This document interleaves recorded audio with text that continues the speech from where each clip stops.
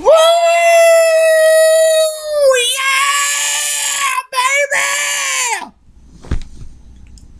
Yes, indeed. And now a little of this. In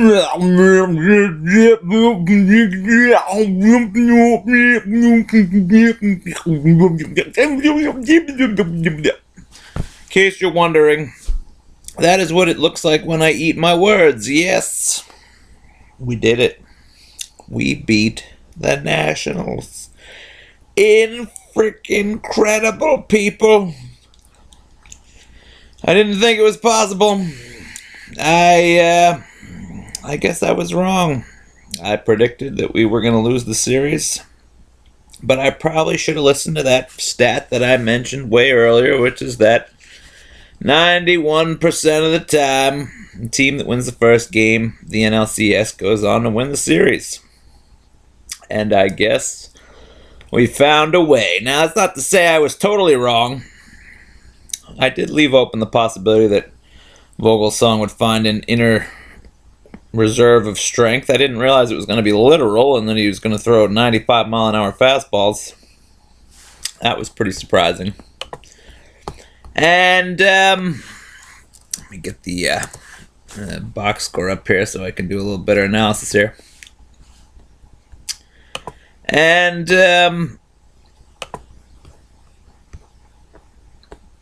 what else? I wasn't wrong about our offense being terrible, really. We just we had some lucky bounces in this game. You know, that was really what happened. You know, Blanco was still essentially ineffective as our leadoff hitter, although I was right that he could have been effective with some walks, and he got one very key walk, as we all know. But yeah, the thing I was really wrong about was that the Washington Nationals bats, I swore they were going to wake up. I mean, it seemed like a pretty decent hitting team, but I think most of the credit for this game not only goes to Vogelsong for pitching one of the gutsiest performances of his career, and certainly he's changed my expectations of him in general. I didn't realize he was quite this good as a postseason pitcher. I knew he'd had some decent performances, but he's really proved to be a whole nother level than what I expected. But Righetti gets so much credit here because we just shut down their entire lineup, and we're talking about great hitters. By the end of it, Span didn't hit much at all. Worth didn't hit much at all. LaRoche didn't hit much at all. Desmond didn't hit much at all. You know, these are guys that killed us. Ramos and didn't hit much at all. Zimmerman was a non-factor, although they barely used him. You know, it's pretty amazing. Pretty amazing. I mean, this has got to be, you got to put this up to scouting, because you know, you look at previous years and we've had totally different pitchers and yet the same basic results. You know, we shut down the Cardinals in 2012. We shut down Detroit in the World Series in 2012. Which had a pretty decent lineup. We shut down Texas, who had a pretty decent lineup in 2010. I thought the Phillies lineup was better in 2010. I ended up looking at it and realizing they weren't that great, but we shut them down anyway, and it wasn't a total slouch lineup. So, you know, this is just a repeating trend. It's over and over again we see that the hitting, you know, is either there, sort of, or not there at all, but the pitching is just dominant. And since we have a whole different cast of characters in the starting rotation, I think it's pretty clear that Righetti deserves a lot of the credit for these dominating performances, because these are good hitters that never made any noise whatsoever. You know, Span hit over 300. Worth hit almost 300. Now the other guys were hitting 270, 280, but Just shocking that we shut them down. The only home runs came from Bryce Harper.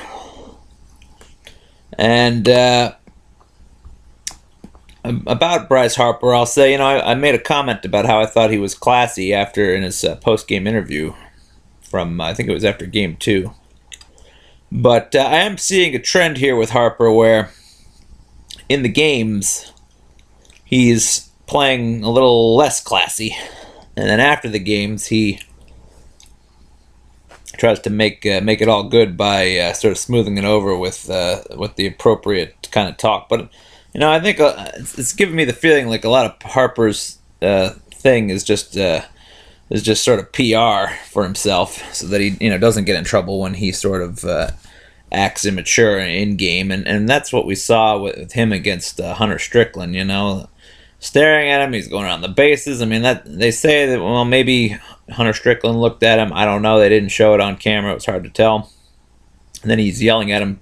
But yelling at him from the dugout, that's not classy at all. That's just not how you're supposed to behave in the baseball world. So, I don't know. I guess my judgment's still out on Bryce Harper. I think he's young. He's going to act immature. Of course, he's great, and he's going to be a great player forever, but that doesn't mean he can act like a jerk off. And I think as he gets older we'll probably see him calm down a little bit. But certainly the whole yelling from the dugout thing, and maybe he was just trying to get his team fired up, but it seemed more malicious when you saw his face. I don't know. At least he didn't swear at him or anything. Okay, so I still think our offense was still essentially terrible. I mean, Blanco did get a key walk. I still think we would have been fine. We might have had more offense if we'd switched out Blanco for Gary Brown and some of the other crazy ideas I had. Obviously, that, like I said, there was very little chance that was actually going to happen because Bochy is not going to mess with the lineup. But I still do believe. Now, the problem is, well, I'll get on to the next game.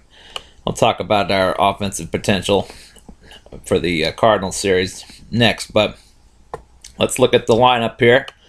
So Blanco was 1 for 4. He did get a hit and he got a walk, and that's what I've been saying. If you want to be effective, Blanco, you get 1 hit and 1 walk. That's all we need. Get on base twice. I'm okay with Blanco being the leadoff hitter going forward if he can do that, but I don't know. That 1 hit, didn't come easy. But he certainly did enough to be helpful in this game. And he gets some credit for that. Panic 2 for 4. I think Panic is a 300 hitter. He's a slap hitter. He hits the ball to all fields. He's not going to do anything too crazy. Doesn't have power, doesn't have speed, but he does get on base and he does hit. So I think we can continue to see that. Posey 2 for 4. Surprising performance from Posey, who didn't have great numbers against Gio Gonzalez, but he bucked the trend, and not surprisingly, Posey always steps it up in the big games, it seems like. Pence 1 for 3. That's somewhat encouraging. Hopefully that's a sign that with a walk. Hopefully that's a sign that he's starting to make some noise. We'll see. I think I like Pence in that cleanup spot rather than Sandoval because Posey is so slow that the Posey-Sandoval duo there means double plays galore. So with Pence in between Posey and Sandoval, you've got a guy who can break up a double play with a Sandoval ground ball, or if Pence hits the ground ball. Pence could break up a double play at second if Sandoval hits a ground ball, or he can beat out a throw at first if Posey hits a ground ball. So I think he should stay there in the cleanup spot. I like him there, regardless of whether it's a lefty or a righty. I don't like the switching around of those two. I like Sandoval better as a 5 hitter. Sandoval was 0 for 3. His fly out when Tanner Roark was pitching was just so frustrating. And I was sort of, ready to condemn him again because, even though he basically gave us a chance in Game 2 against the Nationals, that was a major screw-up with the bases loaded in a game where we desperately needed the runs for him to just pop out. I mean, I just can't stand it, and I can't How many times have we seen runners on third base with less than 2 outs and the Giants don't get the job done? I mean, it is the most frustrating thing. I don't know. It seems like it happens to them more than any other team. It seems like, it does seem as if pitchers are getting better and better at pitching to those kinds of situations. They're better and better at getting strikeouts and pop outs. It seems like it's harder than it used to be to get the long fly balls. I've seen a lot of runners stranded at third for teams other than the Giants, but that's something that, if we keep seeing more of that, it's just, they cannot be successful. Like, let's see, what were they, let's take a look at their runners in scoring position. 1 for 11 runners in scoring position. And the Nationals are great. They've got great pitching, so I certainly expect that to improve as we get into the series against the Cardinals. But, that's when they stop hitting like this, and like I mentioned, they went into that hitting black hole that I mentioned, as they did in the rest of the series. And we cannot be, I don't think we can get away with being in that hitting black hole against the Cardinals, because the Cardinals will be coming to play, and we cannot not expect the same kind of performances against the Cardinals that we had against the Nationals. It's not to say that it's impossible. Like I said, Righetti is great, and he'll probably be scouting the hell out of the Cardinals hitters for this upcoming series. But I do believe that the performances we saw were truly extraordinary, given our pitcher's history during the regular season. Peavy was on fire, but Hudson certainly wasn't. Vogelsong really wasn't. And, Baumgartner was, but we ended up losing that game. That's the real shock, that we managed to lose the game. Looking back, there's so many things that were unlikely in the series, that we lost the game that Baumgartner started and won the series. That is almost seems impossible. And that's why I mentioned something about, maybe this could be a team of destiny. I'm not going to say that yet, because the Cardinals have been there before.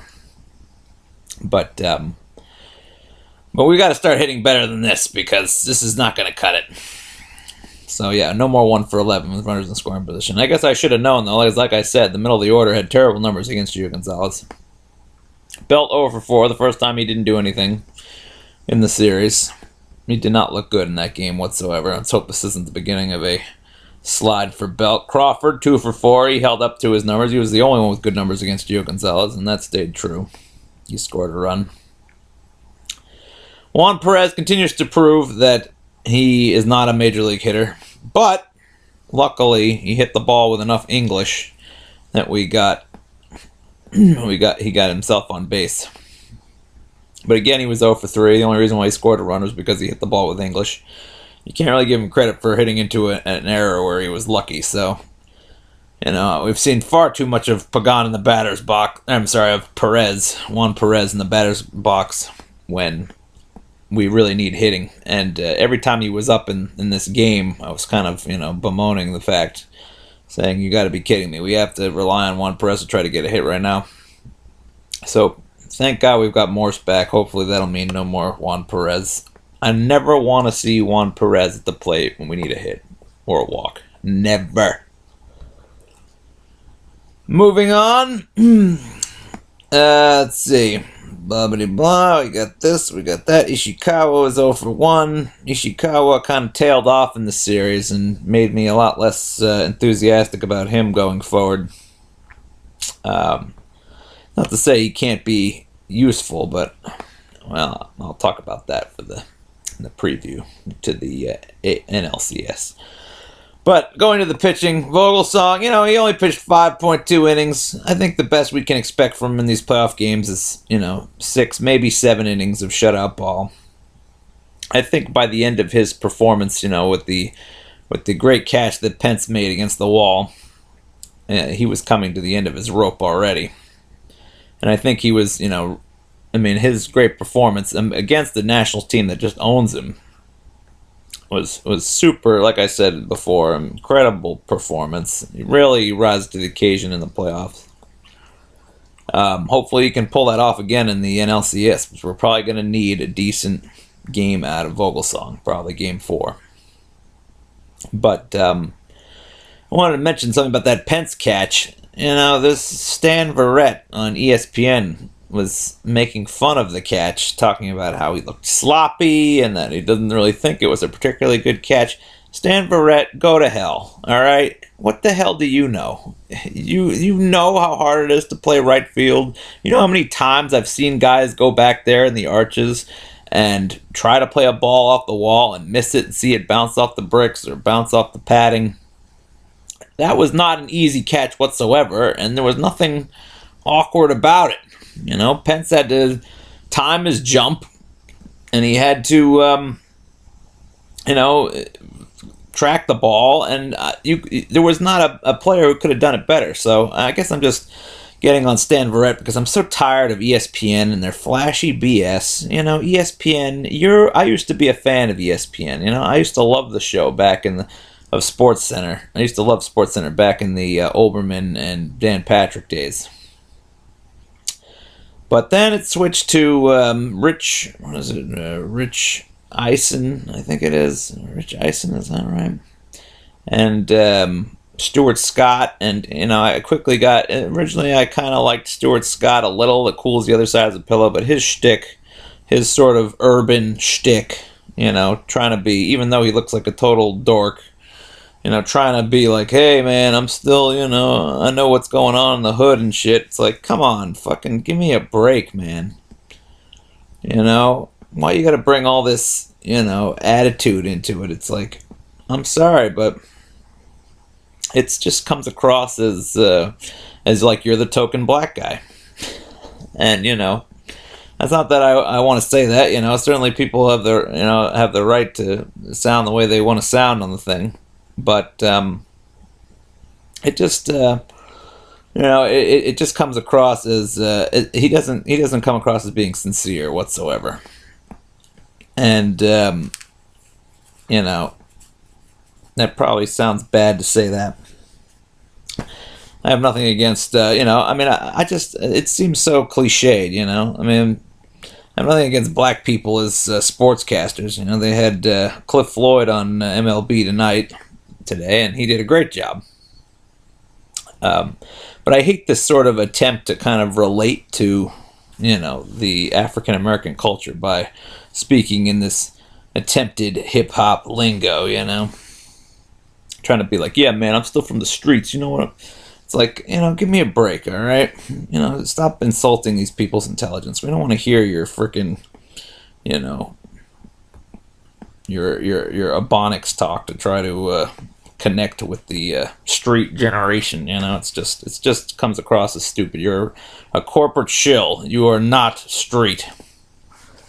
Anyway, not that I know anything about being street. I'm just a white guy in the suburbs, but that was a big tangent. Anyway, so yeah, ESPN is just a joke. They don't cover the Giants. When they do cover the Giants, they it's so minimal and begrudgingly giving them any credit whatsoever. It's all about LA and New York sports, New York-Boston rivalry. It's all about football. They don't care about baseball anymore. They barely cover baseball.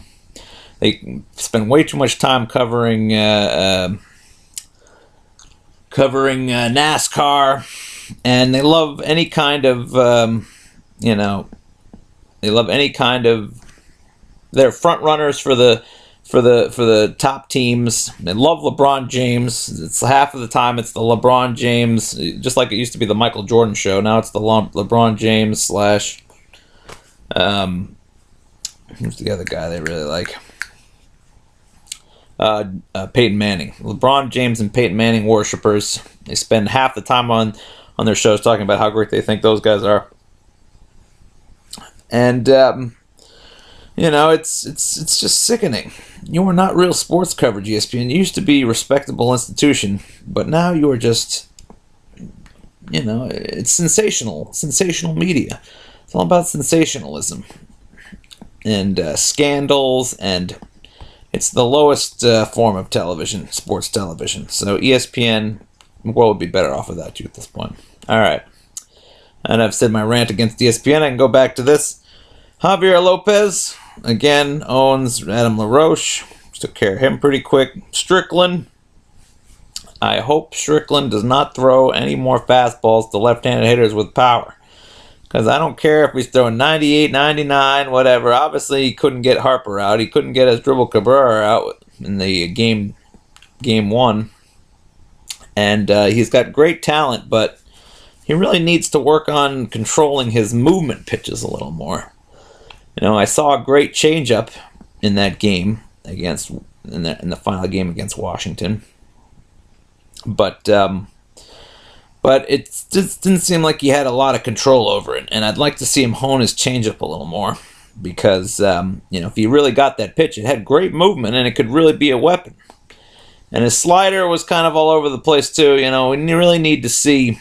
I mean, he's got great control. He walked next to nobody in Double-A, so I don't know if he just relies on his fastball more of the time. But it seems like he doesn't really have a full handle on his breaking pitches. And I think if he could just get a handle on especially his changeup, because his changeup looks like it could be devastating. If he learned how to control that and also throw his slider a little more effectively, then he could really be fantastic. But that Harper at bat, he just kept pumping fastballs to him in the inside, in the middle of the plate, and you just can't do that. So definitely, I don't feel super. Everyone's talking about how great he is because he throws close to 100 miles an hour, but I think people are willing to overlook flaws because someone could throw 100 miles an hour because it's exciting. But the reality of the matter is, sometimes the faster they come in, the faster they go out, as I mentioned in a previous video, and he's going to need to get a handle on his breaking pitches if he wants to be effective. It's not to say I don't think he'll be a good guy to bring in the 7th inning, but I don't think he's as untouchable as I did before the series started, that's for sure. Romo seems to be back. He had his mojo working, and the slider is sliding, and at least for now, I feel pretty comfortable with him being the setup man. And Casilla, this is the first year where he's really been, looks like he knows what he's doing as the closer. Last year he was the closer for a while, and they took the job away from him. I think he may have matured a little more, and he got a big save when they really needed it against a team that is desperate to do something. So, I feel a little better about Casilla being the closer now. And, he does have great numbers. So, again, no reason to doubt him at this point. So, and that's that. Harper is on his way to being a megastar. There's no doubt about it. I still say I'd rather have Mike Trout than Harper, regardless of this performance. I think maybe, as good as Harper may eventually be, Trout is more of a complete player than Harper is. Trout's got the better arm. I think he plays better. Well, the defense is probably pretty close, but I think Trout's faster. He's a better overall hitter. Harper might end up having more power, but we'll see about that. So, incredible. They dispatched the Nationals. Gio Gonzalez was pretty good, but his control was wavering. And really, look at his numbers. It's kind of surprising that they did take him out. But I think when he walked a run in, that was pretty much that was going to be the end of that. And getting into that situation, a large part was because of Juan Perez and the magical bunt from Vogelsong that was just perfect. And, that was kind of bad luck for Gio Gonzalez. It wasn't like he was even bad against us. He just, actually, both the runs that scored were unearned runs. So, really, it was one of those games where the Giants didn't really so much as take it as Washington gave it away, and really it was very unlucky for Washington. This did feel kind of like a destiny game, the same way that the game they won against St. Louis to clinch the NLCS in 2012 felt kind of like destiny with the triple hit from Pence and the I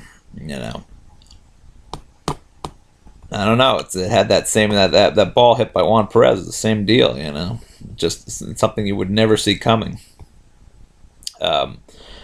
Tanner Roark pitched well, blah, blah, blah. I just wanted to get into the whole thing with, what is Matt Williams thinking? Matt Williams definitely showed himself to be very green in the series. To bring Thornton in, I understand him bringing him in against Panic, but then to leave him in against Posey, That didn't make any sense whatsoever. And then for him to go to Aaron Barrett, I mean, a guy who was effective as far as not giving up many hits, but you're in a situation where you've already got a runner on base, and you got a guy who walks a lot of guys. Why would you want to bring in somebody who is prone to walking people in an inning where you need a shutdown inning? I mean, you know, why wouldn't you bring in Tyler Clippard or Craig Stammen or somebody? That doesn't make any sense to bring in a wild throwing Barrett, young guy in a crucial situation. And then, you know, to leave him in after Posey gets on base and leave him in against Sandoval, that's where it just goes to the WTF level of confusion. So, yeah, I mean, basically, Matt Williams sort of gifted us this game. That was just silly, really silly, and I'm assuming Matt Williams is going to learn his lesson maybe a little better, but it made no sense whatsoever. You bring in Tyler Clippard. I mean, a couple of blunders. I think Matt Williams may have cost the Nationals a series more than anybody else did, really. But then again, their hitting was so piss poor against the Giants pitching then. I guess it would be a combination of their big hitters and Matt Williams. They didn't look like they knew what they were doing. But we'll see. I think they'll have pretty much the same team next year. There'll probably be a force to be reckoned with then, and maybe Matt Williams will be a year older, a year wiser. So, yeah, and, you know, that whole play, you know, I mean, first the wild pitch, you know, like I said in this game, didn't look like we were going to take it, so it's a good thing that the Nationals gave it to us on the wild pitch. And then that second wild pitch on the intentional walk, I mean, no reason for Barrett to be in there, but they certainly got lucky with that bounce. And I had almost thought for a second there that, you know, I really wanted an extra run. I wasn't sure if Castillo was going to be able to save it with a one-run lead, especially with Harper coming up after he'd already killed us. But they were smart. They pitched around Harper, and in the end, everything worked out, and we beat them. The most incredible upset maybe in Giants history, really. I don't know. I don't know enough of them. In recent Giants history, at the very least. The Nationals team was a complete team. And certainly after this, you got to think, if Righetti is that good at the matchups, then we can certainly beat the Cardinals. There's no doubt about it. I think it's going to be very close, but I don't want to talk about that too much, so until we get to the next video. So in the end, yeah, this was a really long video, but hey, we freaking did it, yo! That's right. So yeah, watch out. Giants on a rampage. Just a great series. Fantastic result. A lot of luck involved in the final game, but that doesn't mean that they didn't earn it. And on to St. Louis. If we can beat the Nationals at this point, we can beat anybody. I wouldn't have believed it, but there it is.